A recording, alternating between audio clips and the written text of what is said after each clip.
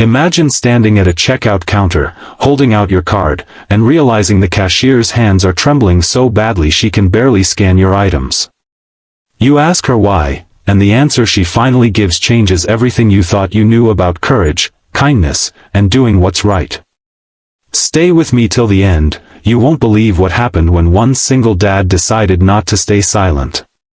Before we begin, if you believe kindness can change lives, please like this video and subscribe to Kindness Stories so we can keep sharing true and inspiring tales. It was late evening at a small-town grocery store in Portland, Oregon.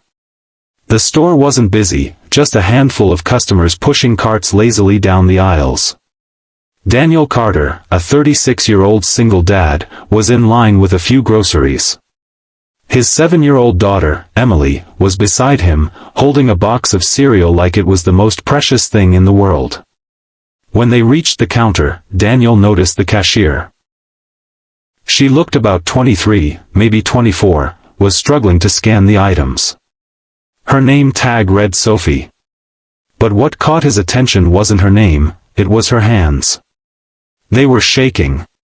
Not the kind of shaking you get from being cold, but the kind that comes from nerves, fear, or something much deeper. Daniel placed the milk on the counter and watched her fumble with the scanner. "Hey, are you okay?" he asked gently. She gave a small smile, the kind that says I don't want to talk about it, and mumbled, "Yeah, I'm fine, just a bit tired." But Daniel wasn't convinced. He had been through too much in life to ignore signs of someone hurting.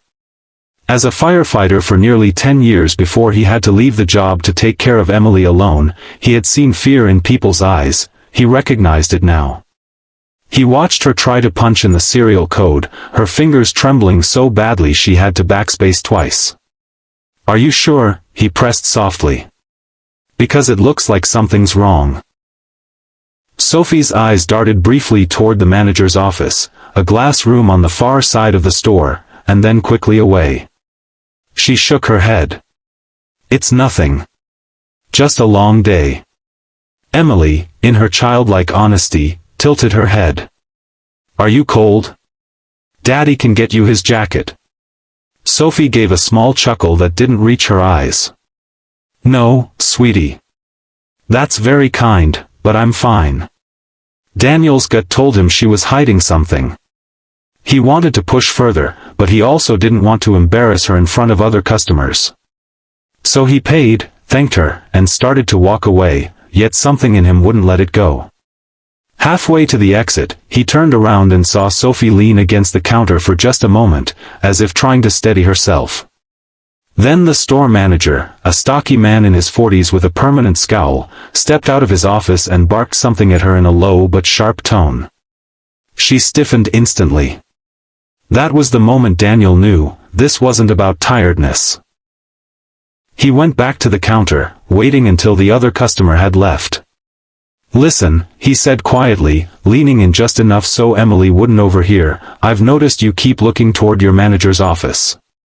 If there's something wrong, you can tell me." Sophie's lips parted, then closed again. "I really shouldn't," she whispered. It's nothing I can talk about." Daniel lowered his voice further. "I'm a dad. I've seen enough to know when someone's in trouble. I'm not going to walk away without making sure you're okay." For a moment, she looked like she might cry. She glanced at the manager's office again, then at Daniel. Her fingers tightened around the edge of the counter. Finally, in the faintest voice, she said, "It's him. He harasses me." Daniel felt his chest tighten. "Harasses you? How?" Her eyes glistened. "Comments, touching my shoulder when he walks by, standing too close, saying things no one should ever say to someone at work. I told him to stop once. And he cut my hours." Daniel's jaw clenched. "How long has this been going on?" "6 months, she whispered. "I need this job. My rent's overdue, and I just can't afford to make him angrier." The weight of her words hit Daniel hard. He looked at Emily, who was blissfully unaware, humming to herself as she played with a keychain. He knew what it was like to feel powerless. He'd been there after his wife passed away, when bills piled up and every day felt like a battle. He took a deep breath. "Sophie, you don't have to deal with this alone." She shook her head. "Please, don't say anything. It'll just make things worse." But Daniel wasn't the type to stand by. Daniel didn't confront the manager right there, not with Emily present and Sophie already so shaken. Instead, he told Sophie he'd be back, then took Emily to the car and called his sister to watch her for a couple of hours. When he returned, the store was quieter. Sophie was still at the counter, forcing a smile for customers. Daniel waited until the line was gone before walking up again. "I know you told me not to get involved," he began, "but I can't pretend I didn't hear what you said." Sophie's eyes widened in alarm. "Please, Daniel." "I'm not going to start yelling at him in the middle of the store," he assured her. "But I know the law. I know there are ways to make him stop, and I'm willing to stand by you while you report this." Her lips trembled. I'm scared." "I know," he said softly. "But courage isn't about not being scared. It's about doing the right thing anyway." After a long pause, she whispered, "What if no one believes me?" Daniel leaned in. "Then they'll have to deal with me. I've seen men like him before, and they get away with it because people stay silent. Not this time." Slowly, she nodded. Together, they went to the break room, where Sophie shakily called the company's HR department.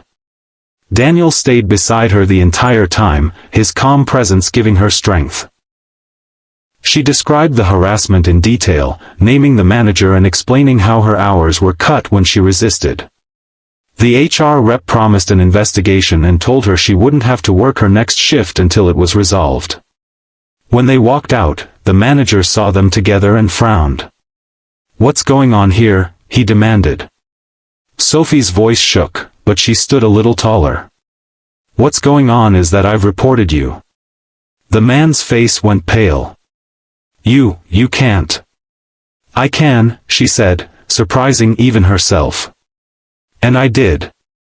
Daniel stepped forward just enough for his presence to be felt. "You're done intimidating her. If I hear you so much as look at her the wrong way again, you'll have more than HR to answer to." The manager sputtered but didn't reply. As they left, Sophie exhaled shakily. I can't believe I did that." "You did," Daniel said with a small smile. "And you're stronger than you think." She looked at him with gratitude in her eyes. "Thank you for not walking away." He shrugged. Sometimes, the smallest act of kindness can change someone's whole world.